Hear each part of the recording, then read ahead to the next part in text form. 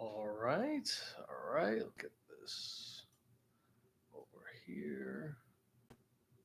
Switch this tab around. All right. Let's go share. Let's get that link in here. Nope. That's not where I want to go.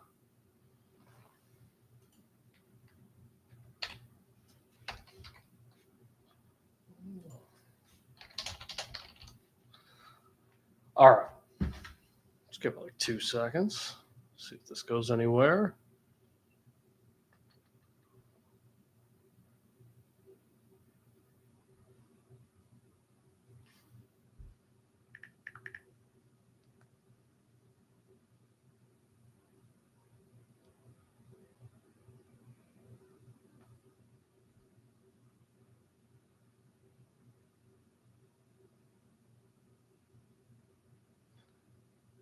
All right. All right.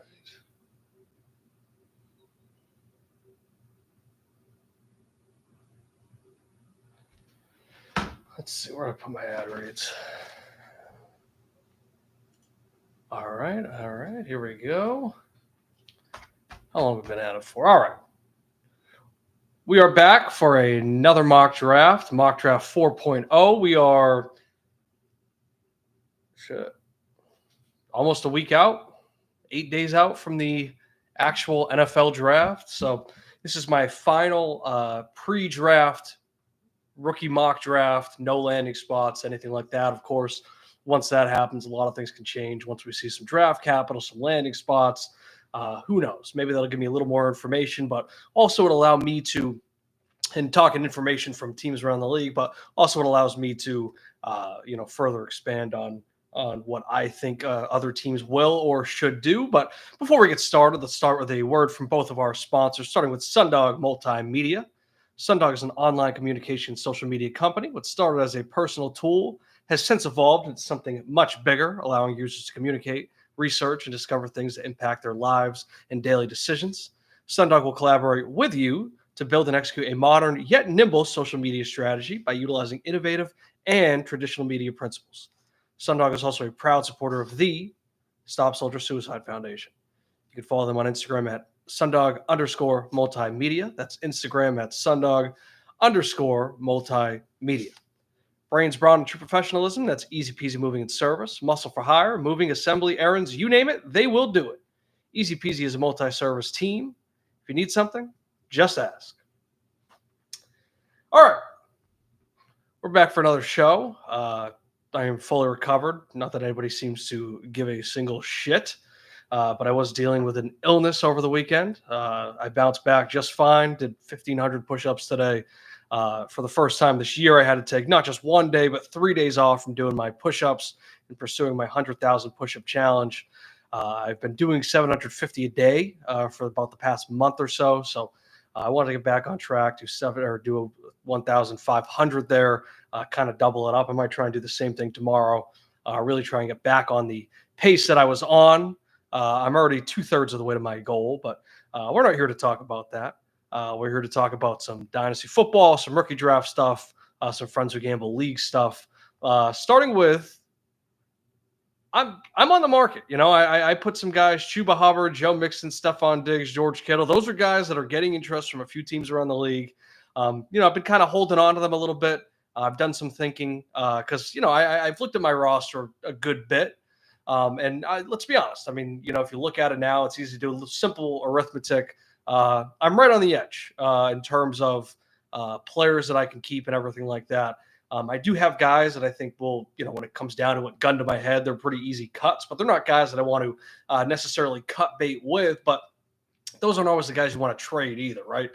You don't want to just trade those guys away for absolute pennies on the dollar if you do think that they can turn into something. So sometimes it's worth exploring maybe your higher level guys, trying to make maybe a profit off of that, or at least get more assets to play with, give you more things that you can do. So I've thought a good bit about it. And, for the most part, I'm married to my core 4 receivers, right? That's Drake London, Jordan Addison, Devontae Smith, DK Metcalf. I can't see many scenarios in which I'm trading those guys. I just don't see huge upgrades at receiver from a dynasty standpoint with those guys. I really like those players. I've been trying to get them for years now. Even a guy like Stephon Diggs, I've been trying to get for years. Of course, I was finally able to get him as he was older and going to another team. And he looked great on Houston. Now he's in the Patriots, and that makes it a little harder to part ways with, because I am optimistic about when he's going to be able to start. I think he'll be ahead of schedule. He'll be early. He's going to be ready to go, ready to fire on week one. Just by looking at how he's been grinding, I know that he's a grinder, so I'm feeling good about him. But at the same time, that's not a player that I can be married to. If I feel like I can get good value on him, that's maybe something I should explore, because he is fighting for maybe a fourth starting position, a flex spot for me. So if I don't feel like he's part of the long-term vision, I can't get too married to it. I would love to have him on my team. I think he's going to get a million targets this year, the next year, the year after that, however long he's with the Patriots. But those are four guys that I put on the block. Chuba Hubbard, that's a guy that's turning 26, just put up 1,400 scrimmage yards, over double-digit touchdowns, everything like that. Joe Mixon, people were kind of counting him out. He just put up an unbelievable season. Then George Kittle was the tight end one. So what are we talking about? Listen, this is like if you want to call it a cry for help, I don't give a shit. Come make some offers. I'm ready to make some business. For some reason, I feel like I'm blackballed by this league. People would rather go and make a deal with Alex Aruri, who's like the biggest piece of shit. Who's always trying to snake people and sending random deals. He's sending me like the most insulting offers at like 2 a.m, and I have to wake up to that shit. So, they'll go do deals with a guy like that, or they'll gladly make a deal with Bowen, who has ripped everybody off in this league, and then they'll just bend over and let him do it again. So go ahead, do that stuff. I don't know what I've done to deserve this treatment for the rest of the league, but I'm open for business. Please come and do business with me. I'm ready to talk. But we're not here to talk about my team too much either. We're here to do one thing and one thing only. That's to talk about mock drafts here. Okay, I've done, I believe, 3 already. Correct me if I'm wrong. If I have to go back and correct the number, actually, I might as well just pull that up and make sure. I don't want to continue on too long with an incorrectly numbered mock draft. So let me see what I got. Live. What was my last one? 3.0. Okay, yeah. I do feel like I've done more. I've done a lot of rehearsal mock drafts. I like messing around, seeing what I got. I like to come in here with a little bit of a plan to pull back the curtain. But yeah, okay. This is mock draft 4.0. I feel like I have some good insight. I do have access to Matt McMorrow's mock draft. I do think it was a little off base. I talked about that on my last live stream, but I'm going to come here and, use some of that information and also right some of those wrongs. Let me start a new one. Mock draft. Share screen. Where are we at? Sleeper. All right. I believe you guys can see that. Am I blurry in the bottom corner? It looks like I am on my screen, but whatever. Okay. Let's see. Let's get rid of this shit. Okay, I'm going to pull up tomorrow's roster just so you guys can see it get filled out. All right. Start at the top. Let me pull up my notes really quick. All right, let's do this thing. All right, starting at the top. It's easy, right? Set and forget. McMorrow really should be running to the podium with this pick at the very least, unless he gets some sort of Godfather offer. But whoever... and I mean, come on. I feel like I know the guy. For some reason, I feel like he's going to use 10 minutes to leave the door open for people to make an offer on this pick, even though they've had, really like years to do it, because we've known that this is what he was working towards, getting this pick. But he'll probably still use the full 10 minutes on that clock for all 3 of these picks, even though he's been on the clock for the whole time. But it should be Ashton Jett. Right? Do not overthink this. I don't expect him to. This is one of the better running back prospects we've seen. And we've seen a lot of good ones come through. Bijan Robinson, even a Jahmyr Gibbs, who, was maybe a little overshadowed as a prospect in that class, but he was still a top 10 pick. And obviously he has lived up to that hype. We've seen some other guys. Jonathan Taylor, I thought was great. He was not the consensus 1-1 in his class, though. But, this is one of those special guys. He's gotten a lot of good comps. I've seen LaDainian Tomlinson. Don't overthink it. I don't think he will. It's Ashton Jett 1-1. I'm not going to spend too much time talking about that. The second pick, obviously he can go in any order that he wants. I guess I'll just talk about this whole tranche of picks at once. I do think that McMorrow's more of a consensus guy. I don't think that he's kind of going off the beaten path with some of his player rankings, just based off of what I've seen, what I've heard, what I've been able to glean from conversations with him over the past few months. So I think right now he's going to go two running back as he should. I know I proposed the three running back strategy. I do think that it's worth just taking Cam Ward in this top three and not having to worry about that. I know with Amaral, I didn't feel like there is a huge need at quarterback. And I don't think that Bowen has a big need at quarterback either, right? He's got Lamar Jackson, he's got Bryce Young, he's got Geno Smith. But at the same time, right? I mean, I think so much of the rookie draft strategy should be best player available. I think that if there is a tie, then maybe the tiebreaker can be team need. And, I mean, Bryce Young, he had a great bounce back season, even bounced back in the season after getting benched. But he's not necessarily bulletproof right now. He hasn't totally lived up to the 1-1 hype. He's still a little bit of a disappointment, compared to CJ Stroud, who was drafted after him, and a guy that was maybe falling out of favor as a prospect in that draft. So, Bryce Young has inspired some confidence, but at the same time, he's not above being replaced at this time. So, I do see a world where Bowen could be intrigued by Cam Ward, who appears to be locked in as the 1-1 going to Tennessee at this point, based off what he was saying on his Fortnite stream last night or whatever. And then I also think that McMorrow, he's going to go a second RB here. I think that he's an Amari and Hampton guy at this time. Of course, we can see how the draft might be able to change that. It sounds like Hampton's the only other running back that is a lock to be a first-round pick. I mean, I've seen some rumors. A lot of people see like the Broncos as a team that could take him. I've seen rumors of the Broncos maybe moving up and going to get Ginty. I think that would be interesting. I would not rule that out at all.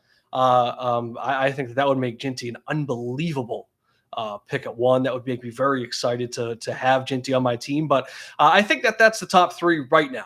I think that there could be a swap. So I'm going to go Cam Ward just because I think Ward is the absolute lock to be in this top 3.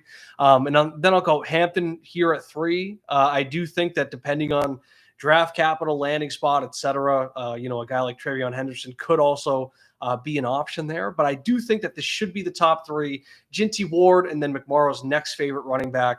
Right now, I believe that to be Omarion Hampton. Now we're at 4 with Bowen making the pick. I think, like I said, I think Bowen could address any of the positions right now. I think quarterback is by far the least of his needs. This is where I could make a huge switch after the draft. But right now, I'm pretty locked into him taking a running back here. I think that depending on what we hear about Travis Hunter, I think that hearing what position is used on his card when he's called on the draft, that could be a big influence there. If Ted McMillan is a top 10 pick, I don't know if he's going to be a top 10 pick. To me, he feels like more of like a 10 to 15 guy. But if he does kind of surprise us and become a top 15 pick, if he goes to a team like the Panthers, that could really intrigue him there. But seeing where Travis Hunter goes, seeing where Ted McMillan goes, that could change things. But right now, I think Travion Henderson is best player available. I also think that he could end up in a really interesting spot as well. Bowen, he traded Saquon Barkley to get this pick. He needs a running back a lot more than I think he needs any other position. Right now at wide receiver, he still has what?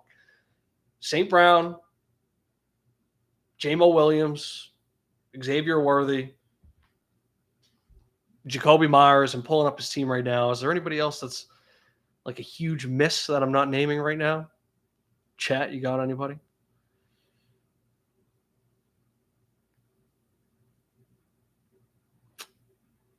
Amari Cooper, maybe, if he bounces back. He did trade for Xavier Legette. I'm indifferent on that deal. Xavier Legette for 2-4. I kind of see it from both sides, right? If you're not sold on who's going to be in that range, then I guess you might as well trade that pick for a player that you like. Legette, I mean, basically, I think Simcoe just got back what he used to get Legette, right? I mean, what was... Yeah, I think he was he was 2-5 last year, so Simcoe actually moved up a pick. It's kind of like trading away Joe Milton the same way that the Pats did. So if you don't like, if you don't love who you're going to get in that range with that pick, then, you might as well trade it away and get a player that you would like to draft at that point. If you were in this draft, for me personally, XL isn't that player, but to each their own. And then for Simcoe, right? I mean, this gives him an opportunity to get a running back that he could use, and we'll get to that pick soon. But yeah, I mean, I'm kind of indifferent about the deal. I think that's more of like a wait and see. We'll see how it plays out type of deal. But Bowen has a way more pressing need at running back than I think he has at any other position. I think you could argue tight end, but looking ahead, not to reveal too much, I feel like it's almost a lock that one of these top two tight ends is going to be available at 12 if that's what he wants to do. So. I think trading Saquon Barkley to take Tyler Warren or Colson Loveland, I just think that that's a bad use of it. I just feel like there's not as much upside with that trade. So I think if you're going to make this trade, unless Hunter or McMillan end up in like an unbelievable situation, that could sway things a little bit, and that could fill out your final flex spot, or obviously one of them could be your starter. But you get what I'm saying. If you want to start 4 wide receivers, then I don't think that's a bad strategy either. But right now, I think you need to go Travion Henderson. I think that's best player available to me. That's my personal RB2. And I think that he's got, whether it's the early second, mid second, maybe he sneaks into the first. I think that might actually be most ideal in terms of teams that he could end up on. But yeah, I think Henderson's the guy there until I have a reason to pick otherwise. So, all right, moving on. We got McMorrow picking 3 times in a row again. Why is my iPad keep blacking out? All right. McMorrow's got his quarterback. He's got 2 running backs. The top 2 receivers, and I think that they are both like the clear top 2 receivers here, are on the board. I think that there is a desire from Wallace to go receiver at 8. I think you just got to take these 2. I think you got to go McMillan. I think you got to go Hunter. I think McMorrow ranks McMillan over Hunter. I don't know if the reason behind that is because of the uncertainty about Hunter's usage or anything, or if he truly believes that McMillan is the wide receiver 1 regardless. I know that he's had high praise for McMillan in the past. I'm going to go McMillan here. It doesn't really matter in order. And then I'm going to go Hunter. And then if I'm McMorrow, I mean, with this running back class, if I have the opportunity, I'm trying to get as many pieces from this class as possible. So McMorrow's going to go a 3rd running back here. I'm going to go Judkins. I think try and get these Ohio State guys out of the way. You can't let them drop too far. But I don't know. I mean, if he feels like, I guess maybe some strategy could come into play, right? Because Wallace, who I think is drafting wide receiver, if you want to just take that next wide receiver, if you think so highly of Egbuka or Luther Burden, then I guess maybe you should try and just take one of them and then jack it. But at the same time, I kind of rate them both similarly. I actually have Egbuka above Burden. I see that right now ADP-wise, Burden's a little bit higher. Landing spot could also, change my thoughts on that as well. But I'd kind of be okay with getting either one of them. I'd much rather make an effort to grab one of these running backs, because if you do let Judkins drop, all of a sudden that opens up an opportunity where I think teams might get a little more interested in maybe trying to trade up or trade in. Bowen, I think, could be interested in trading up from 12 to maybe get that pick. I don't know if Wallace would do any type of deal with him like that, but I think that's where it can get a little more hairy. I think, like I said, he's going to go best player available. I think Judkins is that guy there. McMorrow has needs all across the board, so just take the best player available. Don't think too hard about it. Take Judkins here and then just move on. Moving on, we got Wallace. Like I said, I think he needs to go wide receiver here. He's pretty stacked at running back, even with Pacheco probably falling off this year. He's still got a lot of good pieces there. I think he has a more pressing need at wide receiver. Tyreek Hill is having all these issues. Jalen Waddle, I think there should be some concerns about his dynasty outlook, and then just really what he is in terms of being a stud in this league. So I think Egbuka is the pick. Comparisons, Frank and Amaral, we talked about it. That is the all-time leading receiver at Ohio State. That's arguably wide receiver in this era right now. To me, that really means something. So I'm going to go with Egbuka here. I think that's his need, and I think that's one of the better players available. I'd argue that he's probably best player available, except for tight ends. But like I said, when it comes to draft and best player available, there needs to be some sort of tiebreaker. Wallace, I think, is maybe the least likely team to draft the tight end here after he traded for Bauer. So you got to go wide receiver here. Now we're on to McMorrow's next trio. I've gone back and forth with this. I mean, I've seen McMorrow's mock draft. I feel like he's just going to go against what I've been saying. What the fuck do I know, right? I mean, McMorrow, he won a Mickey Mouse championship in the first year of the league. Everybody was drafting with a dynasty mindset. He did not. He completely burned everything to win that one championship, that inaugural championship. In what I kind of consider the dead ball era of this league. I think 20 years from now, we'll kind of forget who was the inaugural champion, that type of thing. But, I guess his legacy is bigger than mine. Whatever. What the fuck do I know? I've won like 2 playoff games, 1 playoff game, whatever. Who cares? I put in all this effort and it seems like nobody gives a fuck. I'm doing this for one person right now. It's probably me. I probably have the stream pulled up somewhere. But whatever.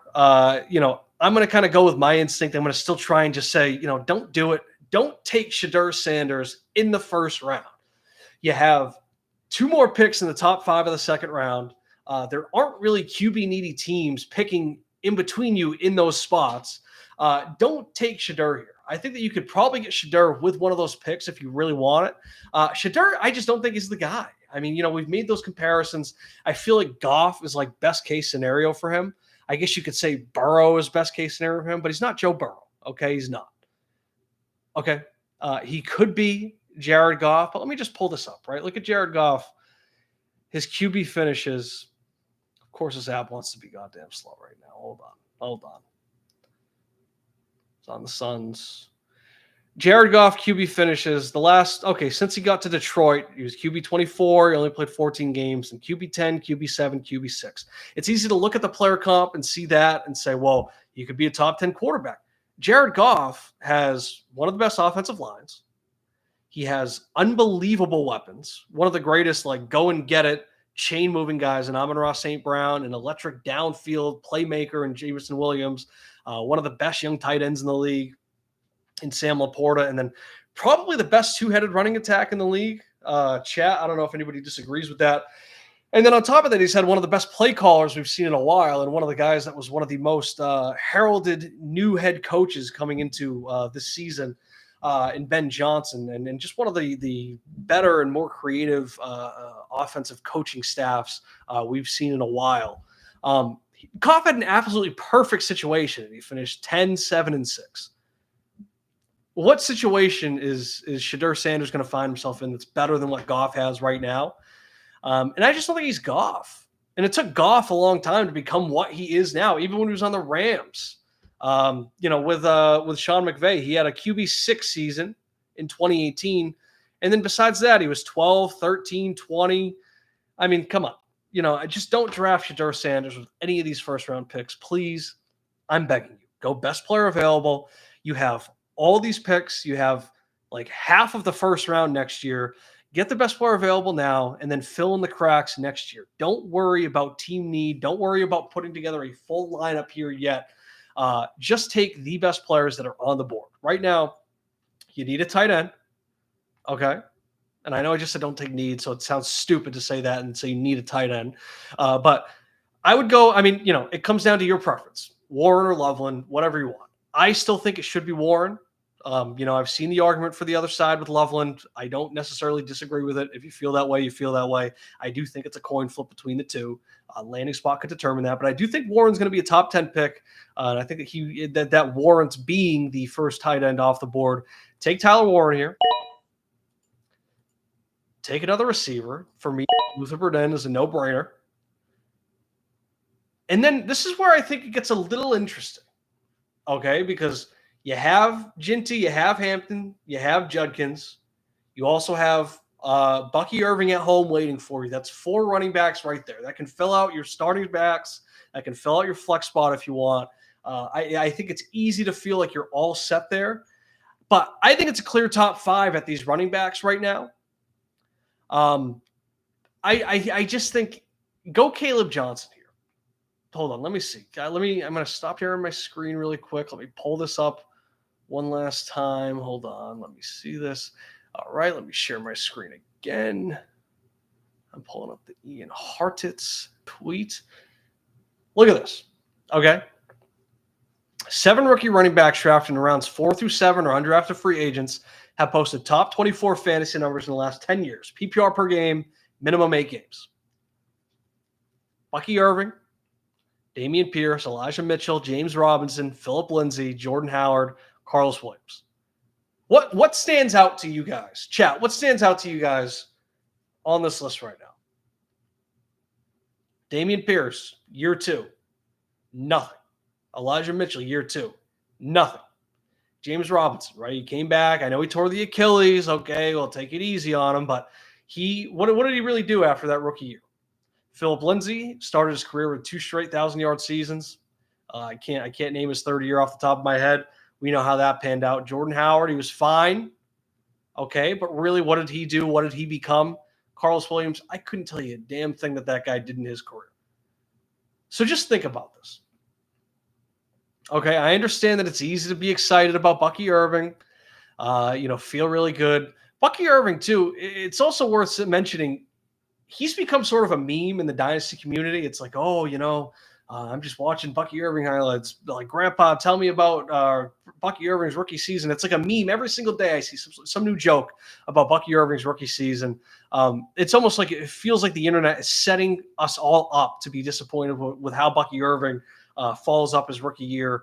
I think that they're still going to come in and have a more balanced attack. They still have Rashad White there. He's a great pass blocker. I think they want to get Sean Tucker more involved. I'm just not counting on Bucky Irving coming back and doing exactly what he did over a full 17 in his sophomore season. I don't know. I think there's a legitimate chance that he has peaked as a rookie. And, I'm not counting him out.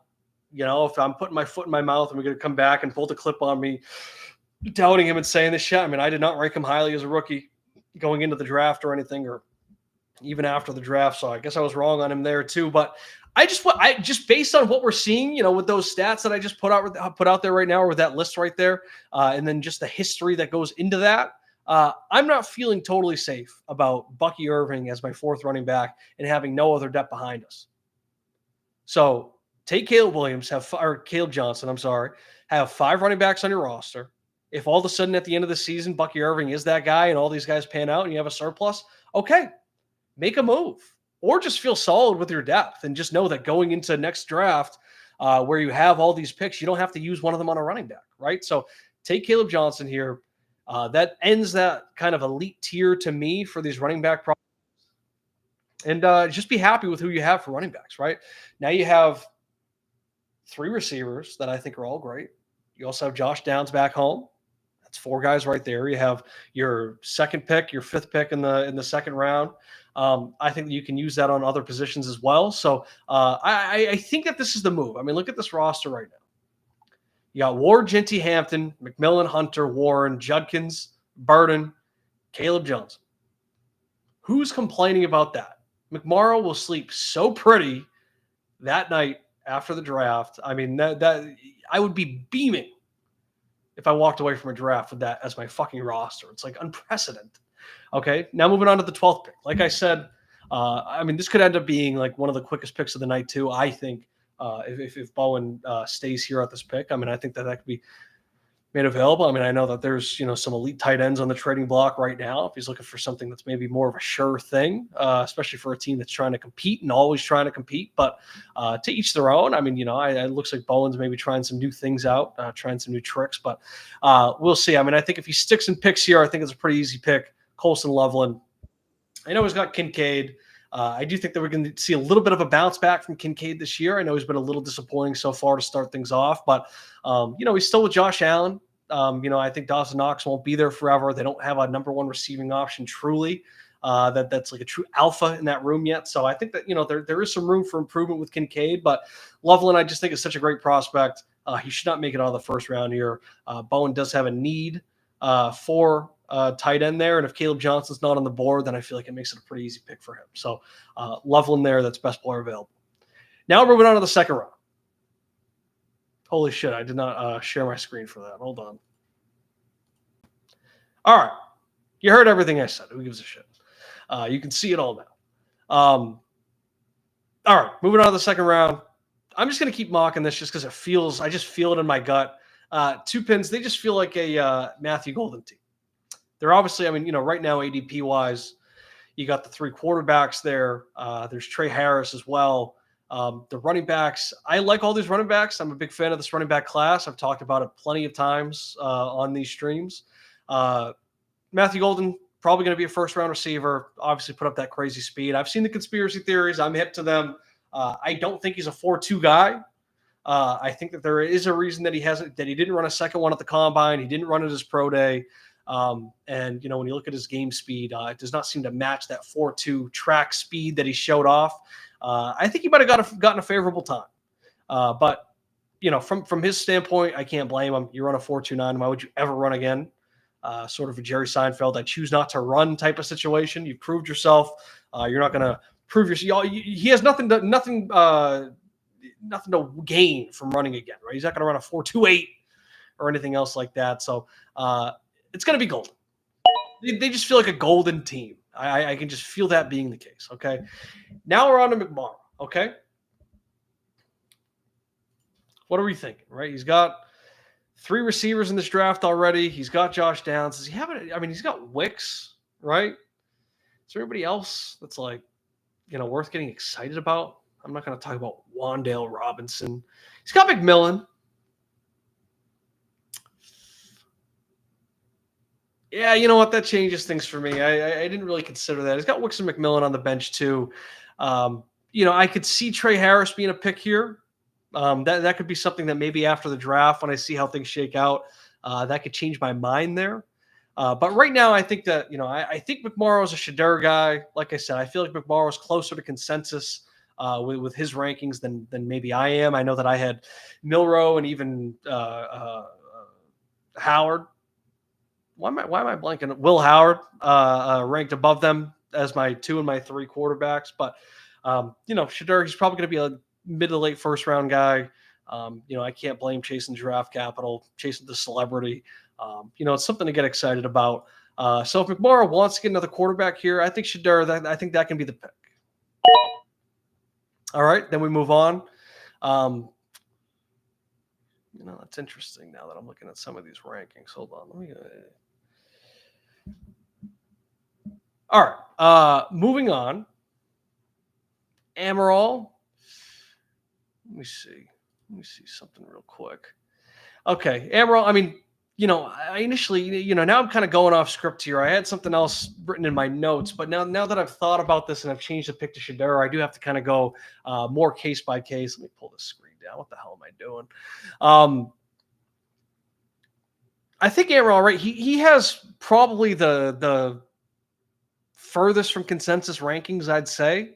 But I think that's where strategy can play into his favor, right? And he can kind of go against ADP right now unless things start to change. But based on what we have in front of us, what we have now, right? I mean, he's got Baker, who I think is kind of locked into what he is with the Bucs for the foreseeable future.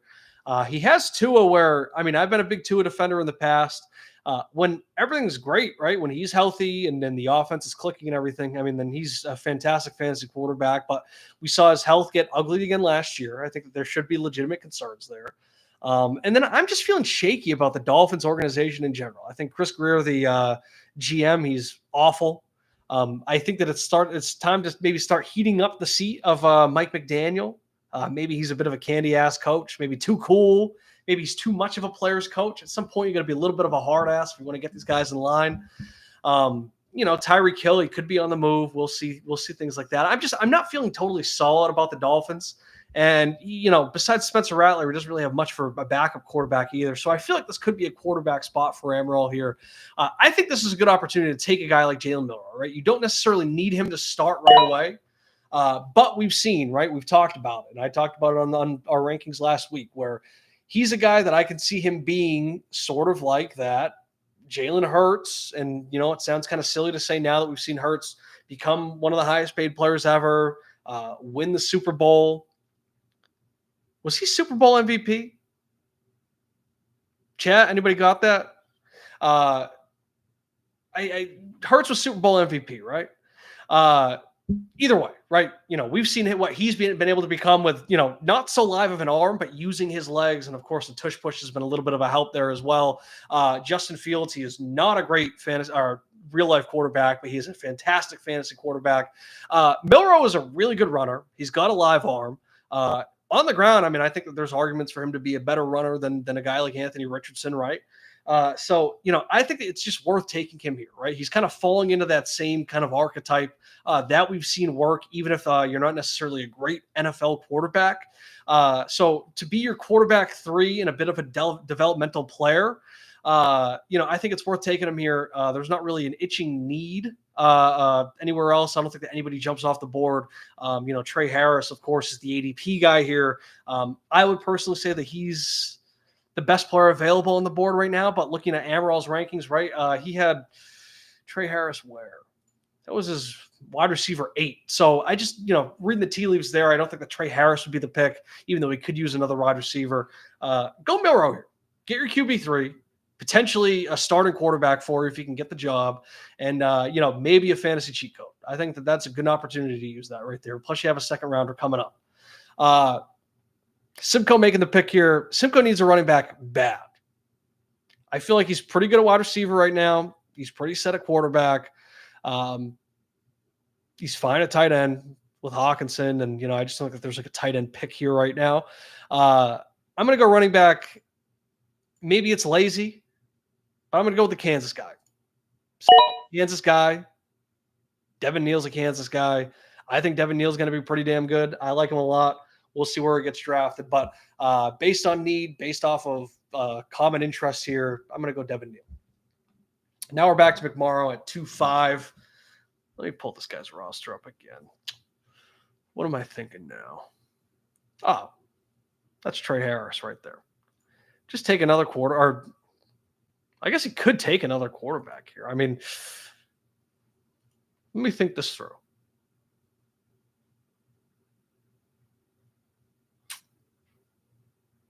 Go Trey Harris. Go Trey Harris. If I'm in McMorrow's shoes here, it's Trey Harris.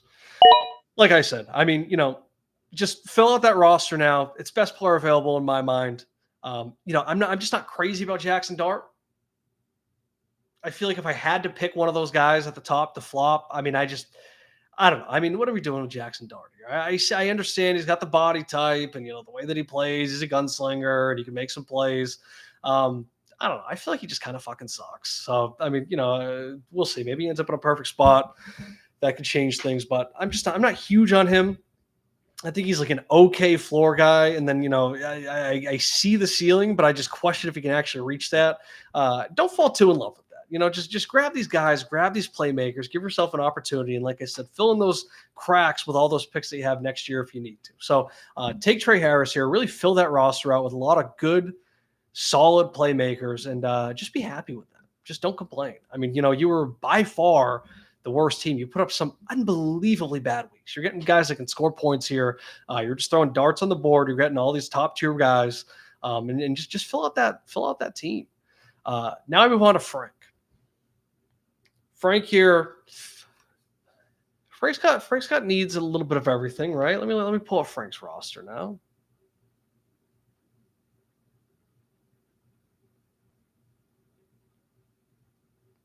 He needs a wide receiver pretty bad. Frank's big on Kyle Williams.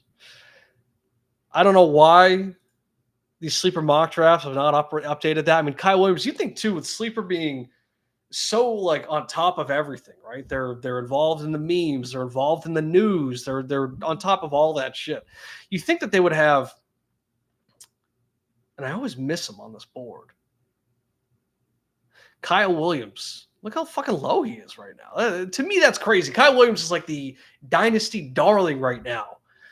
Everybody loves him. Everybody's talking about him. He's everybody's dark horse. Frank loves him. I think that Kyle Williams is going to be the pick, especially on draft night. Whether that's, I don't think it's going to be round 1, but I think he could surprise a bunch of people in round 2. So then he'll shoot up the board and things will start to correct a little bit. But Frank needs a receiver here. I know he really likes Kyle Williams. That's probably going to be one of his top-ranked players at this point in the draft.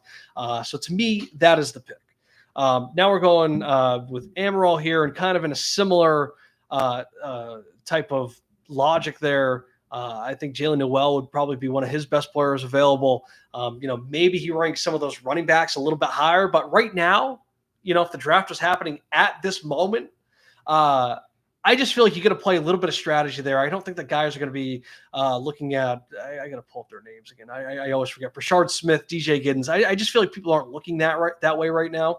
That can obviously change by the time the rookie draft happens. But Jalen Noel, he's near the top of the board. That's a guy that Amaral ranked pretty highly. Amaral definitely needs a wide receiver at that point. He had the opportunity to take Trey Harris back there, like I said, but he didn't rank Harris highly. Now he can grab one of those guys that he ranks a little bit higher in Jalen Noel. So, maybe in the spot, that could be Kyle Williams there, but, we'll see. We'll see how things play out. I think I'm pretty spot on right now. Now we're getting back to Frank. We're talking Cam Scatterbo. Frank loves him. He needs a running back. I mean, right now we're looking at it, right? I got Frank's roster here again. J.K. Dobbins is not signed anywhere. I'm not totally worried about that. I feel like that's just more of letting things play out in the offseason before he makes the decision. Maybe seeing, the Chargers, they did bring in Najee Harris. That maybe feels like they're closing the door on him, or maybe they want to bring him back and have them just be a 1-2 punch. I don't know if they're looking to add somebody in the draft. DeAndre Swift, I've talked about it a bit. When Ben Johnson took over as the offensive coordinator, they traded DeAndre Swift's ass out of Detroit. I'm not feeling totally sure that Ben Johnson's going to come in and use DeAndre Swift as his RB1. That could be like sort of a draft day thing there. We saw the Lions draft Jahmyr Gibbs and then trade DeAndre Swift. We could see something similar there. If I was DeAndre Swift and that happened again, I would hate Ben Johnson. That shit would piss me the fuck off. I'd probably smack him before I left town. But then beyond that, we're looking at Javonte Williams, Jerome Ford, Ty Chandler, A.J. Dillon, Keaton Mitchell, Kendra Miller. That's not exciting at all. I know that Frank loves Cam Scatterbo. Let me, okay, if I do this, right, if I change tabs, no, okay. Share this tab instead. Okay. That's much better. I found this to be pretty interesting. Doing some digging into running back splits, power 4 versus non-power 4 defenses. The guys that crushed it against power 4 competition, that's Scatterbo, that's Damian Martinez, RJ Harvey, and Corey Kiner. Corey Kiner is a guy that's been totally off my radar. That has been added to my radar. Guys that were boosted by non-power 4, that's Devin Neal, Judkins, Henderson, and Hampton. To me, like the Ohio State guys, I also feel like it's worth Ohio State just stomps those guys. So I don't know. I'd have to maybe dig a little bit more into that. To see, what the big difference is. But, looking at it, those running backs with a minimum of 100 rushes versus power 4, non-power 4, whose stats were boosted by the non-power 4 production, Blake Corum, Marshawn Lloyd, Tank Bigsby. Do with that information as you want. The parameters for guys that were best versus power 4 is A-Chain, Bijan Robinson, and Kyron Williams. Those are 3 fantasy studs.